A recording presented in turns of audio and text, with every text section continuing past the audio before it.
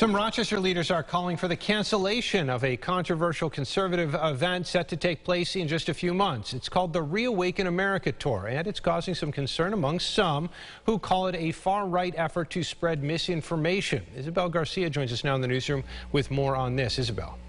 Yes, Adam, an online petition calling for the owner of the Main Street Armory, the venue set to host the tour in August, is growing now with more than 200 signatures. I spoke with those against this event about their concerns, as well as the organizer and founder of this tour. We don't want it here. We don't want it in the city of Rochester. We don't want it in the county of Monroe. We don't want it in the state of New York. County legislator Mercedes Vasquez-Simmons represents the district which encompasses the Main Street Armory. That's the location where the Reawaken American Tour is set to take place on August 13th and 14th. The event for Rochester lists several high-profile supporters of former President Donald Trump, this including General Michael Flynn, who was pardoned after his conviction lying about connections to a Russian diplomat, as well as Roger Stone, convicted of obstructing a congressional investigation and later pardoned by Trump. The information that we're receiving, from the community is the misinformation that's going to happen. They're concerned that this will lead to further bigotry within our country, violence, hate.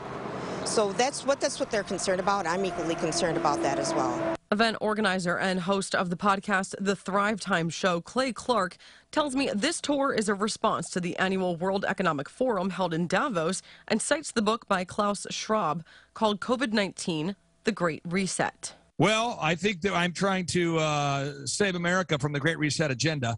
And unfortunately, a lot of politicians are being used to implement it, both Republicans and Democrats. The Main Street Armory, according to legislator Simmons, resides in a predominantly black and brown neighborhood, and her constituents are concerned. I've received an influx of calls from community members about this tour, what it represents to them, and I'll tell you that there's a sense of panic that's happening in this community. When asked about the location selection, Clay Clark responded this way. Well, I think we've had at multiple of our events, the majority of the pastors who happen to be black and brown, and so I'm not really qualified to comment on skin color, unless I was referring to pale males, because I happen to be a very pale male. But I would just say we have a very diverse lineup of speakers that all choose to expose the truth about the Great Reset agenda, and how people react to it, I can't control. And we've reached out via phone and email multiple times to the Main Street Armory for a comment about a response to this growing group calling for the owner to cancel that event. They have not yet responded.